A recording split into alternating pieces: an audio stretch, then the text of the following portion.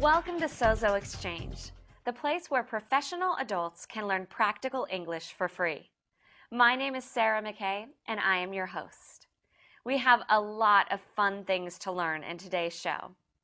First of all, we have a very special featured guest, Martin Durazzo, a talented visual artist from Los Angeles.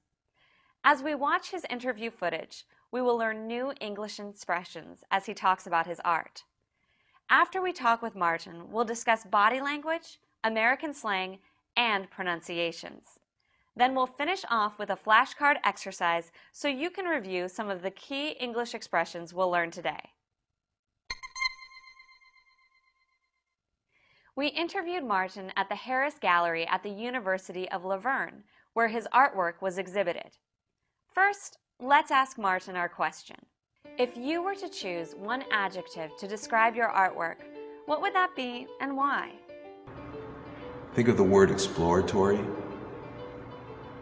My work's meant to be examined and looked at, and ultimately I want to suggest to people to live life like that. Discover, constantly look and examine, and enjoy what they see. Exploratory. I like that. This adjective may not be something people use often in their daily casual conversations, but it's a good word to remember for professional or more sophisticated conversations. It comes from the verb explore. If you explore an area, you travel around it to discover what is there. You might remember from your history class, Marco Polo was an explorer who traveled the Silk Road to China. In addition to exploring physical locations, you can also explore ideas. For example, you may explore possibilities for improvement by closely examining an existing situation. In this case, the word explore means to think about new ways to improve. You can also explore other intangible things, such as the meaning of life, emotions, spirituality, or other abstract ideas. Let's ask Martin another question. Could you choose a verb that best describes yourself? I would have to say the word run.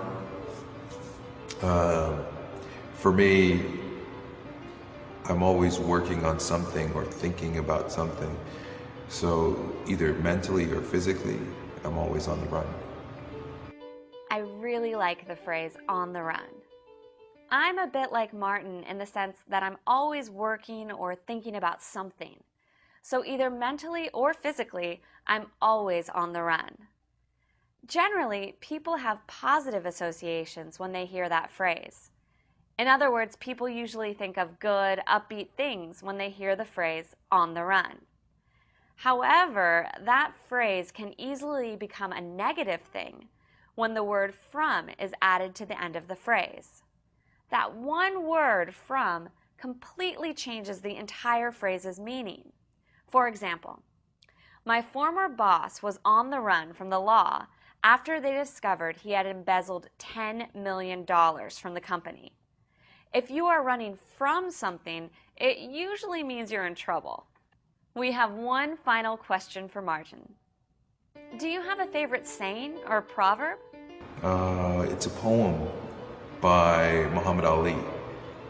It's very short, it's only 2 words, and it goes like this: me, we. I think it's great because it suggests unity with the universe. As you all probably know, Muhammad Ali is a famous retired American boxer.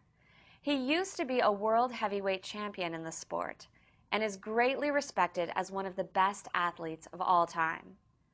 Ali's poem that Martin quoted is very short yet profound. The word profound means deeply insightful or understanding. In this case, it means that the poem goes beneath the surface and penetrates deeply into the subject. My interpretation of the poem's meaning is that we are all one. We, all people, are unified because we live on this planet. When there is unity, people are joined together by something or agree on something and act together for that particular purpose. In his work, Martin uses manufactured objects to depict the ephemeral nature of our materialistic world. The phrase manufactured objects refers to things that are already made by companies, such as tires, lights, glass panes, speakers, and so on. So again, Martin utilizes these objects to highlight the ephemeral nature of our materialistic world. Ephemeral means short-lived or fleeting, so when we describe something as ephemeral, it means it only lasts for a short period of time. Temporary and ephemeral are synonyms, but ephemeral has a more poetic and emotional tone than the word temporary. Speaking of materialism in the world, today's body language lesson is about money. In the United States, people rub their thumb against their middle and index fingers like this to mean money. I know in some Asian countries, when people make a circle with their thumb and index finger like this, it means money. But in the US, this gesture usually means okay, as in, okay, that sounds good, or okay, I understand what you mean. We'll continue with the money theme in our next segment, Slang of the Day. In American English, there are many slang words for money, such as buck, dough, or moolah. You'll hear these slang words a lot, but today I would like to introduce you to a more modern slang word for money, Benjamin. Benjamin usually means a $100 bill. As you may know, our $100 bill has a picture of Benjamin Franklin on the front. He is a former president of the United States. While Benjamin usually means a $100 bill, it is sometimes used to describe money in general, regardless of the denomination. The next segment is called How to Pronounce It. We are going to practice the pronunciations of certain English words, which many non-native speakers find difficult. Today's word is exploratory. This word is difficult to pronounce because it consists of a plosive p sound immediately followed by l and r sounds. Please pay close attention to how I use my lips, teeth, jaws, tongue, and facial muscles to say the word exploratory. Exploratory. Exploratory. Exploratory. Exploratory. Exploratory. Exploratory. We covered a lot of new expressions today. In this flashcard segment, you will have a chance to review what we've learned in today's show. We'll show you a series of flashcards with definitions on them. You can then say your answer, the word or phrase, out loud. So all you need to do is listen to and read the definition on the flashcard, and then say your answer, okay? If you're a little confused and don't understand how it works yet, don't worry. Once you do this flashcard exercise once, you'll understand. To travel over an area to discover what is there. Explore. Always on the go, constantly doing something, either physically or mentally. On the run. Deeply insightful or understanding, beneath the superficial level. Profound. Joined together by something, acting together for a particular purpose. Unified. Lasting a short period of time, fleeting or short-lived.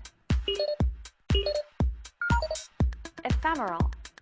To rub your thumb against your index and middle fingers is the body language symbol for